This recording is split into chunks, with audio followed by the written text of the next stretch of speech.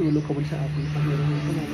So in the name of the Father, and of the Son, and of the Holy Spirit, in the Lord Jesus, our Lord, send your Holy Spirit in thy possessive powers, is happening.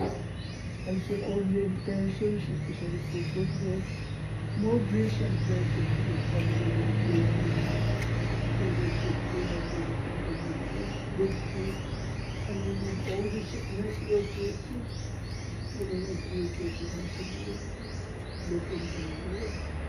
And the Holy Spirit, of the Holy Jesus,